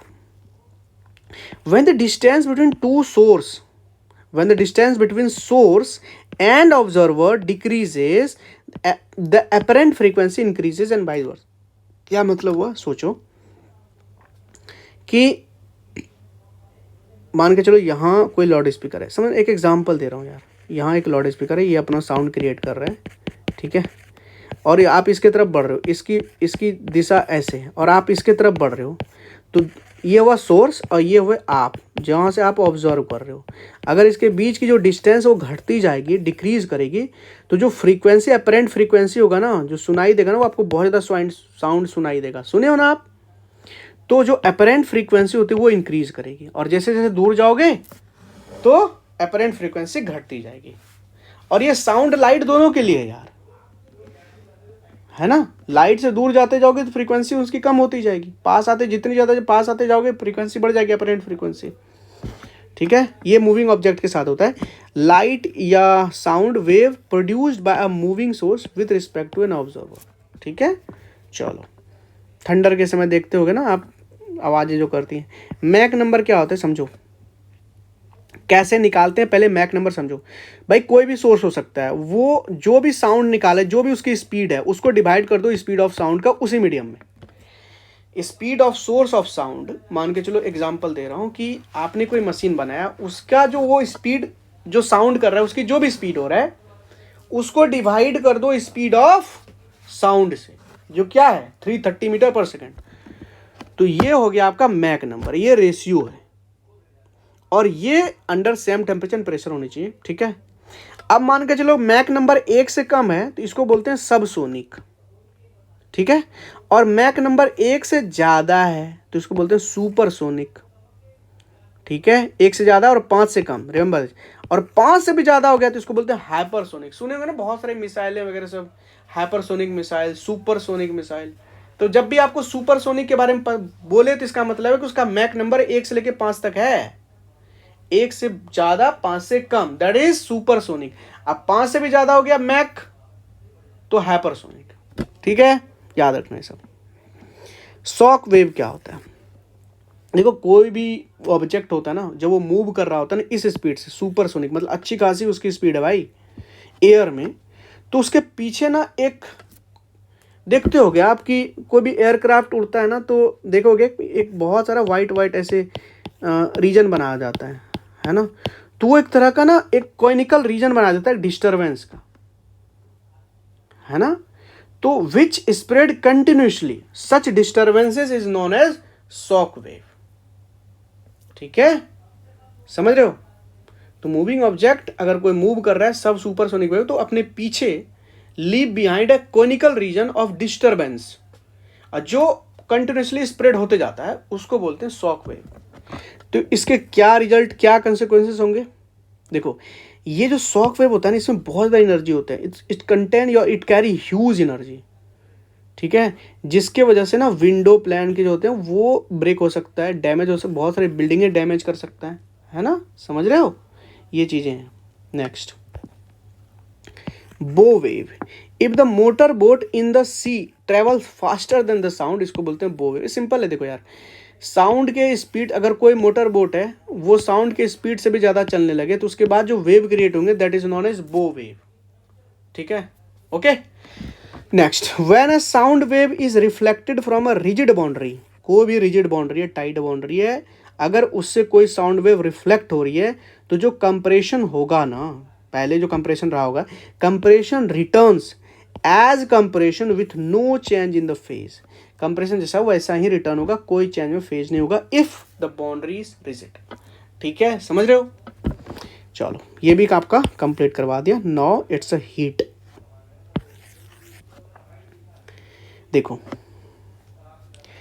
The amount of heat contain in a body depends on the mass of the body. याद रखना, ये बहुत इंपॉर्टेंट है कि कोई भी बॉडी में कितना हीट होगा वो डिपेंड करेगा उसकी मास कितनी है। रिमेंबर दिस, है ना? तो मैकेनिकल इक्विवेलेंट ऑफ हीट क्या होता है? ये होता है वर्क अपॉन, इसको W को आप H से यानी हीट से डिवाइड करोगे ना, तो इसी को बोलते हैं mechanical equivalent of heat, joule.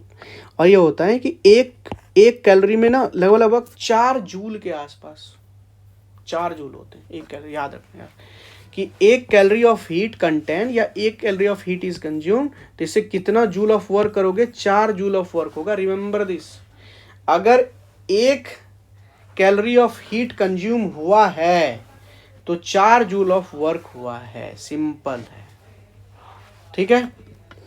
Heat का यूनिट क्या होता है? सीजीएस में देखो तो कैलोरी होता है ना?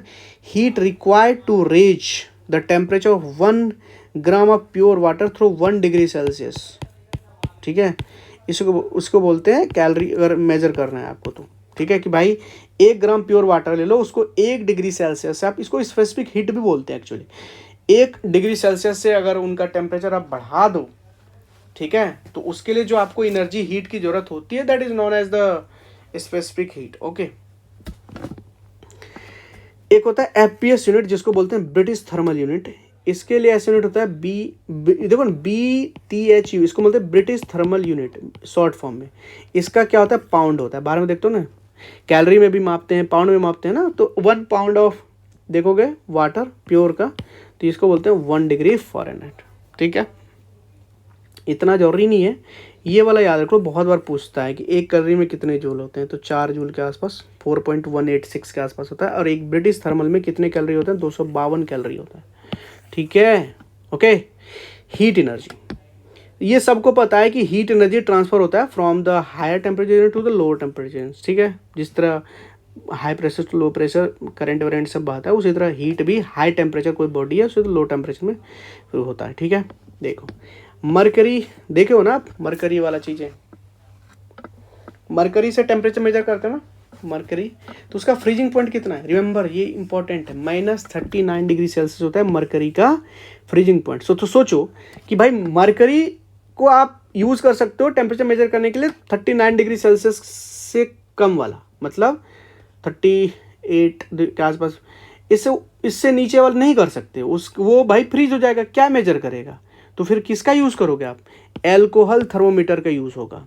क्यों? क्योंकि इसकी जो फ्रीजिंग पॉइंट है एल्कोहल की वो -115 डिग्री सेल्सियस है।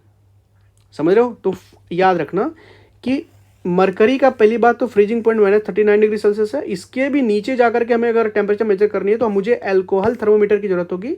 क्यों? क्योंकि एल्कोहल का जो फ्रीजिंग पॉइंट होता है वो -115 डिग्री सेल्सियस होता है। और मरकरी थर्मोमीटर का रेंज क्या होता है फिर? -30 डिग्री से लेकर के कितना रेंज होता है? 350 डिग्री सेल्सियस तक। और अगर हमें 350 डिग्री सेल्सियस से भी ऊपर मेजर करना है तो बहुत सारे मेजर, एक तो देखो थर्मोकपल थर्मोमीटर है, ये इनका जो रेंज होता है -200 डिग्री सेल्सियस से 1600 डिग्री सेल्सियस तक है। एक होता है रेडिएशन पैरामीटर जिसका इंडस्ट्रियल यूज होता है, ये शुरुआत ही मेजर करना स्टार्ट होता है 800 डिग्री सेल्सियस से ऊपर से। तो if you want to measure like 400 500 600 700 degree Celsius, तो रेडिएशन पैरामीटर का यूज नहीं कर पाओगे। क्यों? क्योंकि it can not measure temperature below 800 degree Celsius. So use to measure temperature inside a metallurgical furnace में यूज होता है, क्योंकि वहाँ 1000 डिग्री 1500 डिग्री 2000 डिग्री टेम्परेचर होती है। तो measure the temperature of the body by measuring the colour of radiation emitted by the body. सोचो, colour देख करके टेम्परेचर मेजर किया जाता है। कौन? Radiation pyrometer. Okay, and now it is a specific heat capacity. The amount of heat required to raise the temperature of unit of mass substance through 1 degree Celsius, just I said earlier, इसी को बोलते हैं भाई 1 degree Celsius से ना आपको temperature increase करना है कोई भी ऑब्जेक्ट, कोई भी मास का, लेट से 1 kg 1 ग्राम जो भी है, उसके लिए जो आपको हीट की ज़रूरत पड़ेगी उसी को बोलते हैं स्पेसिफिक हीट कैपेसिटी।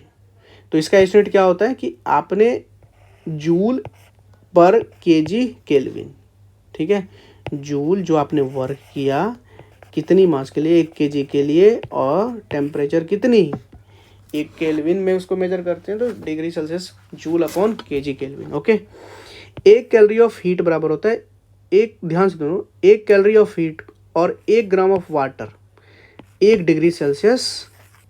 समझे ये चीज़ समझ रहे हो कि भाई आपने 1 ग्राम ऑफ वाटर ली, ठीक है, और उसका टेम्परेचर रेज करोगे 1 डिग्री सेल्सियस, है ना, तो उनके लिए आपको हीट कितनी चाहिए, 1 कैलोरी ऑफ हीट, या 1 कैलोरी ऑफ हीट की जरूरत पड़ती है 1 ग्राम ऑफ वाटर के टेम्परेचर को इंक्रीज करने के लिए बाय 1 डिग्री सेल्सियस। ऐसे याद रख लो, ठीक है। तो कुछ का स्पेसिफिक हीट देख लो यार, वाटर का स्पेसिफिक हीट होता है 4200 जूल केजी पर केल्विन, उसके बाद आइस का होता है 2100। तो याद रखना वाटर की स्पेसिफिक हीट कैपेसिटी सबसे ज़्यादा है, ऐसे याद रख लेना। आयरन की, अब स्पेसिफिक हीट लोगों को लगता है क्या पता है कि अरे आयरन को पिघलाने में तो बहुत देर लगा तो इसकी स्पेसिफिक हीट कुछ ज़्यादा, नहीं ऐसा कुछ नहीं है। वाटर की सबसे ज़्यादा है ना, सबसे कम इधर, सबसे कम तो नहीं कहूँगा लेकिन लेड, इन सब में से लेड का सबसे कम है ना। चलो, 1 कैलोरी ग्राम डिग्री सेल्सियस बराबर होता है 4200 जूल के लिए, इतना याद करने की जरूरत नहीं है, नो नीड। थर्मल एक्सपेंशन क्या होता है, सिंपल है, टेम्परेचर किसी बॉडी में दोगे तो वो चीज़ें एक्सपेंड होती हैं।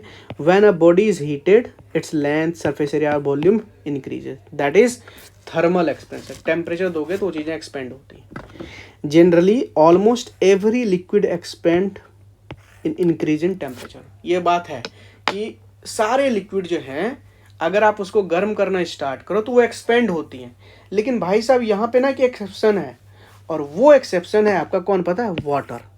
क्यों, क्योंकि वाटर जो है ना वो 0 से 4 डिग्री सेल्सियस तक उसका वॉल्यूम डिक्रीज होता है, समझ लो, 0 से 4 डिग्री सेल्सियस मतलब 4 डिग्री सेल्सियस पे वॉल्यूम जो होता है ना वाटर की सबसे कम होता है, सबसे कम 4 डिग्री सेल्सियस है। अब वॉल्यूम डेंसिटी के क्या होता है, एक दूसरे के इनवर्सली प्रोपोर्शनल होता है, पता है ना आपको। डेंसिटी और क्या होता है, मास अपॉन वॉल्यूम, तो डेंसिटी और वॉल्यूम एक दूसरे के इनवर्सली प्रोपोर्शनल। तो 4 डिग्री सेल्सियस से वाटर का जो वॉल्यूम होता है ना वो बहुत कम होता है, मिनिमम होता है। तो डेंसिटी अगर पूछा जाए वाटर की डेंसिटी मैक्सिमम कितने डिग्री पे होती है, तो 4 डिग्री पे ना वाटर की जो डेंसिटी तो मैक्सिमम होती है, और 4 डिग्री के बाद डेंसिटी घटना स्टार्ट हो जाती है। ये वाटर का ना एक वो है, क्या कहते हैं, एक्सेप्शन एक टाइप का। और ये क्यों होता है, due to the hydrogen bond, ठीक है, ये चीज याद रखना। तो डेंसिटी ऑफ वाटर मैक्सिमम कितनी होती है, ये चीज। जनरली क्या होता है कि कोई भी लिक्विड है टेम्परेचर बढ़ाओगे भाई एक्सपेंड करेगा, वॉल्यूम बढ़ेगा, लेकिन वाटर के केस में ना वॉल्यूम उसका डिक्रीज करता है 0 से 4 डिग्री से, उसके बाद फिर बढ़ता है, ये चीज याद रखना। Conduction everyone knows it, in solid heat transfer by this method, है ना, by successive vibration of particle of the medium, ठीक है। पार्टिकल्स, एक पार्टिकल दूसरे को हीट ट्रांसफर करता है, तीसरे को हीट करता है, तो यहाँ पे इसको बोलते हैं conduction. Ice is packed in a sawdust to save it from the melt, देखे होंगे ना आप, आइस को सॉडक्ट में रखा जाता है ना ताकि ये पिघले नहीं, क्यों, क्योंकि वहां कंडक्शन हो ही नहीं पाता, because the ice and sawdust bad conductor of heat. लो कैसे होगा, समझ में आ रहा है। चलो नेक्स्ट देखते हैं कितना करवा पाता हूँ आप। डायमंड जो है आप सबको पता है, it is a good conductor of heat but bad conductor of electricity. भाई डायमंड में कोई करंट पास नहीं हो सकता, डायमंड गर्म कर सकते हो आप, वो हीट के गुड कंडक्टर है, but it does not conduct electricity और करंट एनी, नहीं होता ये सब। कन्वेक्शन क्या होता है, here actual movement of particle होती है ना, कन्वेक्शन के थ्रू ही आपने देखा होगा कि मूवमेंट होती है ना। Due to this a current of particle setup known as convective flow of current. तो जो हॉरिजॉन्टल मूवमेंट होते हैं that is known as, particles का हॉरिजॉन्टल मूवमेंट है तो that is convection, vertical movement है एडवेक्शन, याद है। कन्वेक्शन, लिक्विड और गैसेस का अगर आप देखोगे तो अर्थ का जो एटमॉस्फेयर हीट होता है ना कन्वेक्शन की वजह से ही होता है, कन्वेक्शन ना हो तो होगा ही नहीं। ठीक है। तो अर्थ का जो एटमॉस्फेयर हीट होता है कन्वेक्शन की वजह से होता है। Radiation, transfer of heat takes place with the speed of light without affecting the intervening medium. क्या मतलब हुआ कि हीट का आप ट्रांसफर करो, हीट ट्रांसफर होगा और इसका जो स्पीड जो होगा, ट्रांसफर का जो रेट होगा वो स्पीड ऑफ लाइट के जैसे होगा, इसके साथ होगा, विदाउट अफेक्टिंग मीडियम का कोई इंटरवेनिंग नहीं होगा, मीडियम का कुछ नहीं होगा, हीट ट्रांसफर होगा, ठीक है, with speed of light without affecting the intervening medium. तो रेडिएशन को ऐसा मीडियम चाहिए भी नहीं होता है, आज मैंने पहले ही बता चुका हूँ, है ना। आज next, Newton's law of cooling क्या होता है। देखो, rate of loss of heat by a body is directly proportional to the difference in the temperature of the body and in the surrounding.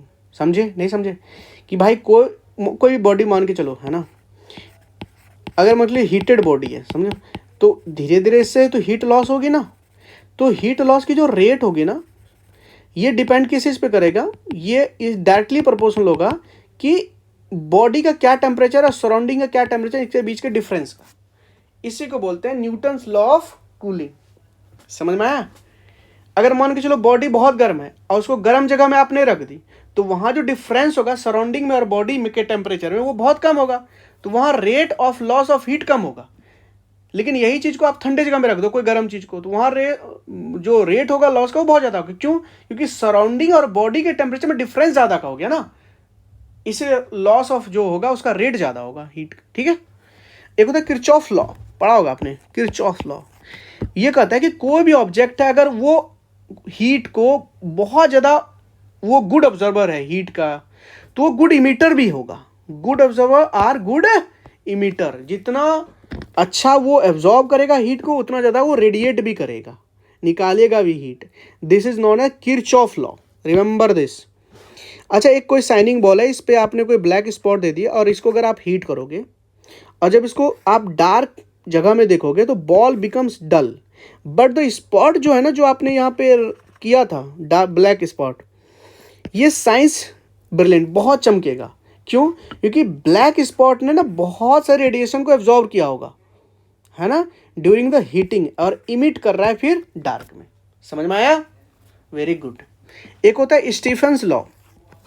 क्या होता है कि जो एनर्जी होता है ना, वो अब्सोल्यूट टेम्परेचर, क्या होता है, maximum temperature, that is not absolute temperature, critical temperature. जो एनर्जी होगा ना वो डायरेक्टली पर्सन होगा टेम्परेचर के स्क्वायर का। इतना याद रखने की जरूरत नहीं है, ठीक है। Stefan's law you always remember कि it's relates with the energy and temperature, है ना। और ये एनर्जी रेडिएंट एनर्जी वाला होगा, कोई ब्लैक बॉडी जो इमिट करती है, ठीक है, ये चीज़ याद रखना। Next, solid, liquid, gas, 3 states of matter हैं, है ना, और भी हैं, बोस, आइंस्टाइन, कंडेंसेट और प्लाज्मा भी हैं, ठीक है। ये चीज़ याद रखना आप, वो केमिस्ट्री में पढ़ाऊंगा वैसे। तो change of state takes place at a fixed point, fix point पे ही होता है, याद रखना। कोई सॉलिड से लिक्विड बनेगा एक फिक्स्ड पॉइंट पे, फिक्स टेम्परेचर पे, लिक्विड से गैस बनेगा फिक्स टेम्परेचर पे, ठीक है। तो सॉलिड से लिक्विड में जाना है तो मेल्ट करना पड़ता है ना, बर्फ़ को पिघलाना पड़ेगा तभी तो लिक्विड बनेगा। तो यहाँ पे फ्यूज़न होता है, ठीक है, याद रखना। यार लिक्विड से सॉलिड में जाना है तो बर्फ़ बनाने के लिए क्या करना पड़ेगा, फ्रीज करना पड़ेगा, जिसको हम सॉलिडिफिकेशन भी बोलते हैं। अब लिक्विड से गैस में जाना है तो क्या करना पड़ेगा, गर्म करना पड़ेगा, बॉयल करना पड़ेगा, तो यहाँ पे वेपर बनेगा, तो वेपराइजेशन। ये गैस है तो गैस को लिक्विड बनाना है तो आपको ठंडा करना पड़ेगा, जिसको बोलते हैं लिक्विफैक्शन या कंडेंसेशन। नाउ अब आप सीधा गैस से, यस पहले सॉलिड बताता हूँ, सॉलिड से सीधा आप किस में जाओगे, गैस में। मतलब लिक्विड में आप गए ही नहीं, डायरेक्टली कन्वर्ट कर दिया आपने सॉलिड को गैस में। इसको बोलते हैं सब्लिमेशन प्रोसेस, है ना। जैसे कैम्फर होता है ना, नेप्थलीन होता है, वो उनका सब्लिमेशन ही होता है, वो लिक्विड में बनते ही नहीं। आप देखते हो सॉलिड है और लिक्विड में दिखता नहीं, वो सीधा खत्म हो जाता है, उड़ जाता है। उनका सब्लिमेशन हो जाता है, direct conversion of solid into gas. लेकिन समझो अगर सीधा गैस से जाना है सॉलिड में तो इसको बोलते हैं होरफ्रॉस्ट, है ना। लिक्विड में बनता ही नहीं, सीधा सॉलिड। आपने कई बार देखा होगा ना कि फ्रॉस्टिंग जब होती है ना, तो लिक्विड में बनता नहीं, डायरेक्ट सॉलिड हो जाता है गैस से, देखी होंगी आपने, ठीक है। चलो, with the addition of impurity, जैसे सॉल्ट वॉल्ट मिला दो आइस में तो उसकी जो मेल्टिंग पॉइंट होती है वो डिक्रीज हो जाती है। You have to remember this. और ये किया जाता है कि भाई अगर आपकी मेल्टिंग पॉइंट को डिक्रीज करना है आइस का तो आप उसमें कुछ इम्प्योरिटी मिला दीजिए, that is okay. Evaporation takes place only from the expose surface of the liquid. Evaporation ऐसा नहीं कि मान के चलो इतना बड़ा बॉडी है, यहाँ से इवेपोरेशन नहीं होता, इसके बाहरी जगह से होता है, जो पार्ट एक्सपोज्ड है वहीं से होता है इवेपोरेशन, और इसकी वजह से हमें कूलिंग का इफेक्ट होता है। That is why the water in the earth pot gets cooled in the summer due to the evaporation. ठीक है, बस एक सेकंड रुकेगा, मैं थोड़ा पानी पी लूँ। ठीक है,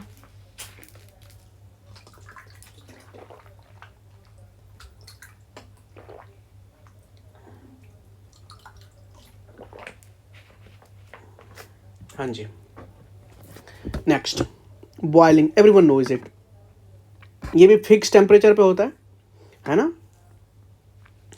and from whole part of the liquid, ऐसा नहीं थोड़ा सा पानी गर्म होगा, whole part of the liquid गर्म होगा तभी बॉइलिंग स्टार्ट होगा। ये चीज़ याद रखना, from whole part of the liquid, पूरा जितना पार्ट है लिक्विड का ना, हर एक मॉलिक्यूल गर्म होगा तभी बॉइलिंग स्टार्ट होगा। ऐसा नहीं कि उसमें कुछ मॉलिक्यूल गर्म होंगे और बॉइलिंग स्टार्ट होगा, नेवर नेवर नेवर नेवर। ठीक है, boiling point of liquid increase if pressure increase. अगर मान के चलो आपने कोई लिक्विड का प्रेशर बढ़ा दी तो बॉइलिंग पॉइंट इंक्रीज हो जाती है ना। देखो प्रेशर कुकर में खाना जल्दी बनने का रीजन क्या है? प्रेशर, वही प्रेशर।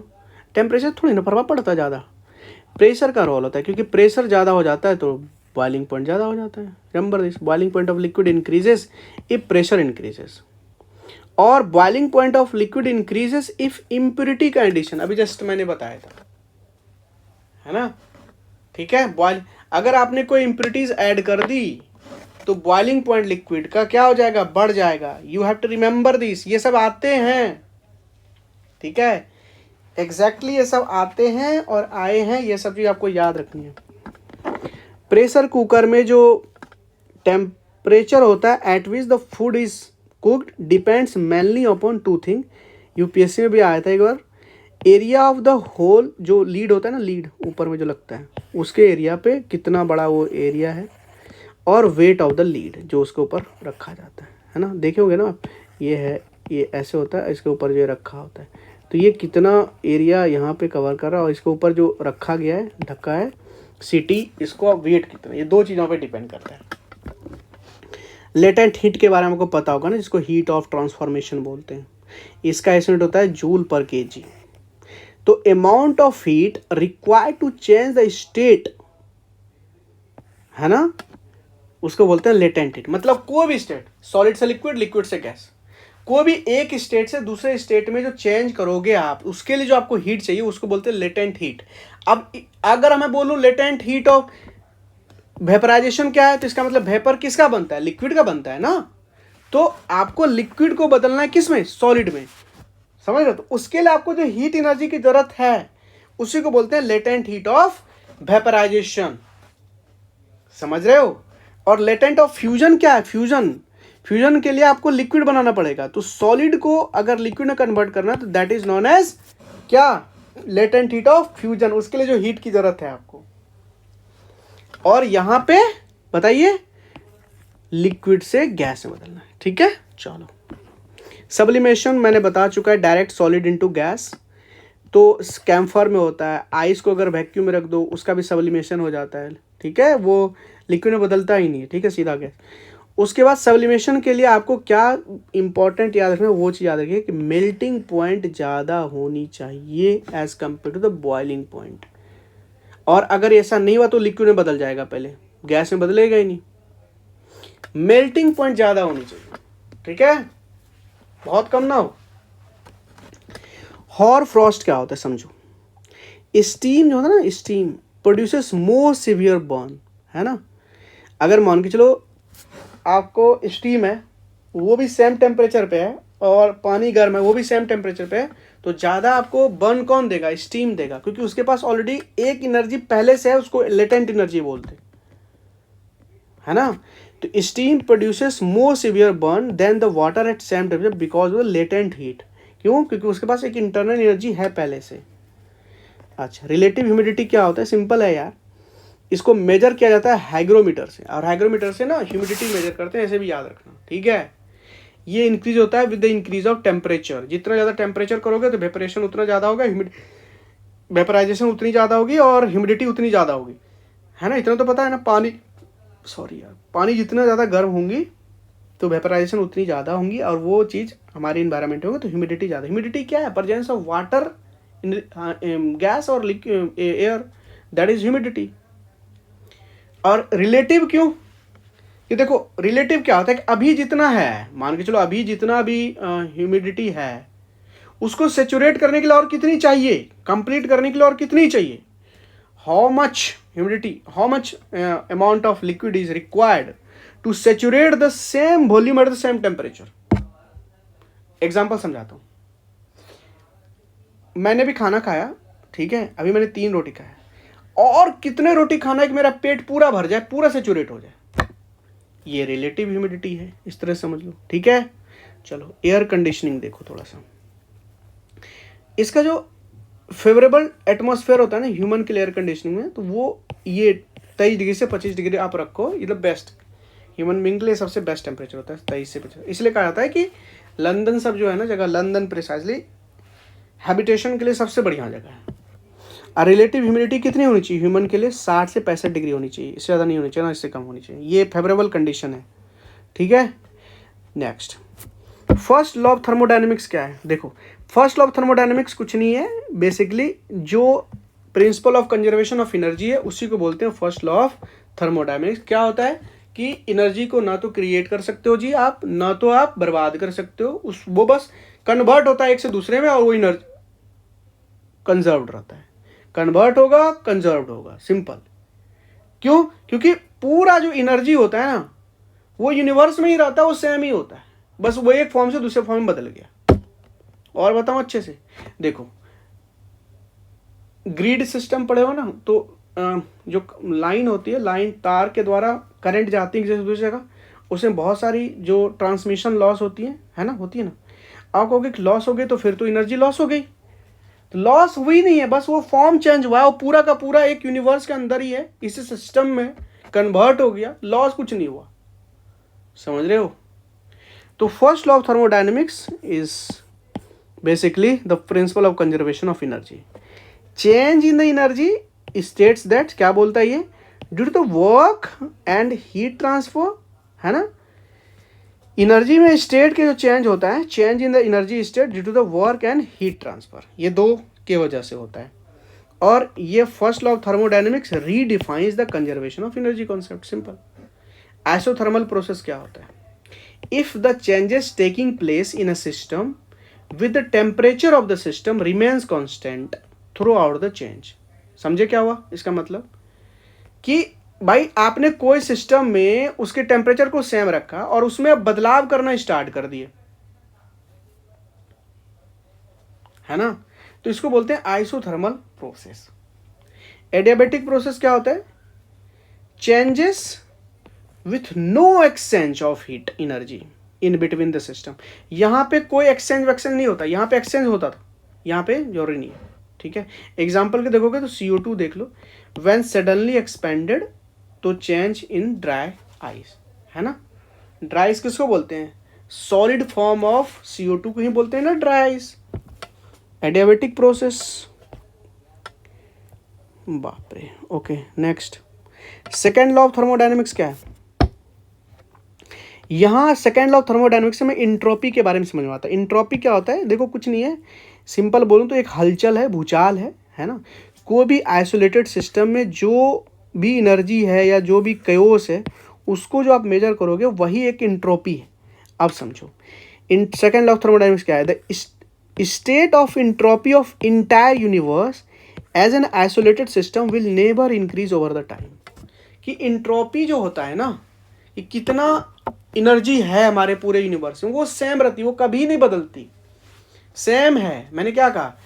आपको दिख रहा है वो लॉस हो रहा है, लॉस हुआ नहीं है, वो बस एक फॉर्म से दूसरे फॉर्म में चेंज हो गया है, और सब वो एक ही सिस्टम में, एक ही आइसोलेटेड सिस्टम है। तो जो इंट्रोमी में आपको चेंजेस दिख रहे हैं यूनिवर्स में ना, वो कभी निगेटिव नहीं होती, समझ रहे हो, हमारे सिस्टम में ही रहती है, दैट्स ऑल। और एक चीज बतानी थी कि it is impossible to convert heat energy को मैकेनिकल एनर्जी में विथ 100% एफिशिएंसी, कभी कर ही नहीं सकते आप, समझ रहे हो। नेक्स्ट, केल्विन स्टेटमेंट देखो क्या बोला था इन्होंने, whole of the heat can never be converted to the work. और ऐसे भी देखो ना, लॉ ऑफ नेचर है यार, आपने 10% रूल पढ़ी है कि भाई आप कुछ भी खाओगे उससे आपको 10% एनर्जी ही आएगी आपकी बॉडी में, और फिर वो जो बॉडी जो खाएगा उसको, उसके बॉडी को जो खाएगा उससे उसका 10% जाएगा। तो ऐसा कभी होता ही नहीं, whole of heat can never be converted to the work, है ना। अच्छा, एक है Clausius statement, heat by itself can not flow, है ना, from a body at lower temperature to a body of higher temperature, कभी नहीं। हीट हमेशा higher temperature to lower temperature जाएगा, ठीक है, कभी भी वो low temperature to high temperature नहीं जाएगा ऑटोमेटिकली इटसेल्फ। इसको बोलते हैं क्लॉसियस स्टेटमेंट। केल्विन क्या बोला था कि हीट को पूरी तरह से आप वर्क में कन्वर्ट नहीं कर सकते। Now heat engine, heat engine क्या एक यंत्र है, डिवाइस है जो हीट एनर्जी को मैकेनिकल वर्क में कन्वर्ट करता है continuously through a cyclic process that is known as heat engine.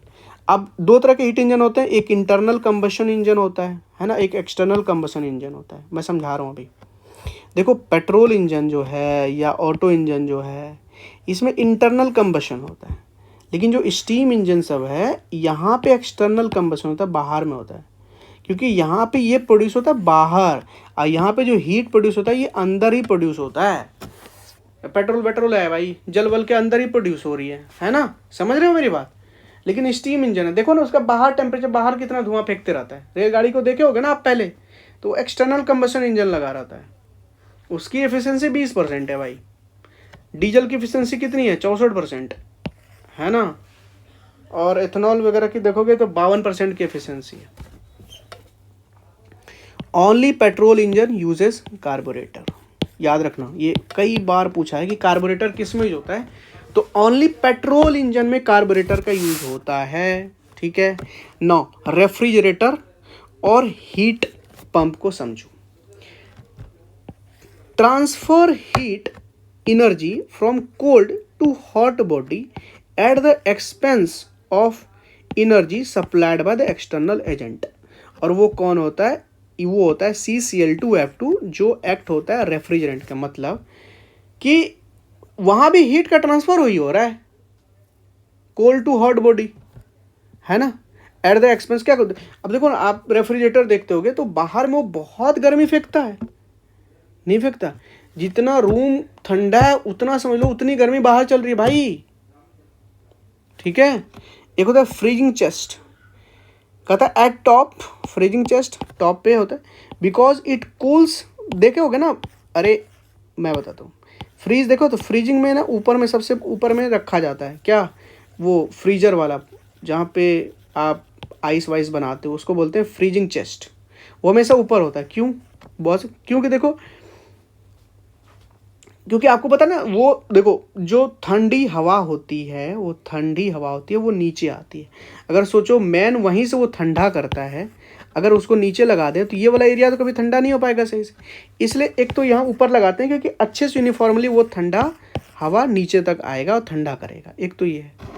और इस सिंपल भाषा में समझाया मैं ये, या अच्छे समझोगे तो फ्रीजिंग चेस्ट टॉप पे इसलिए होता है क्योंकि it cools the remaining space by convection, क्योंकि वर्टिकल मूवमेंट, रिमेंबर दैट, ठीक है ना।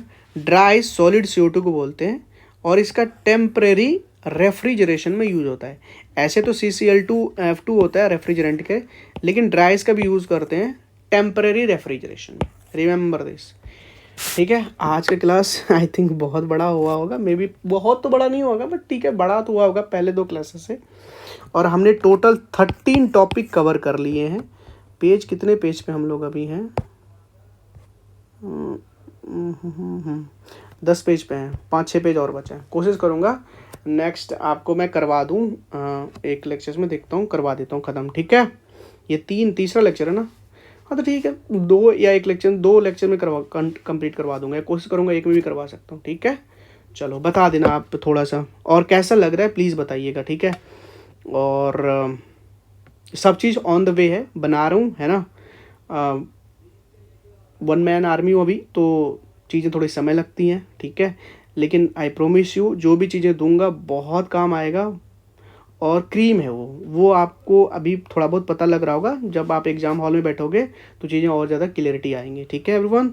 सो ऑन दिस नोट, आप अपना ध्यान रखिए, क्योंकि you are very important, not for other, for yourself and for Suhal I S, very important. You are an asset to Suhal I S, okay.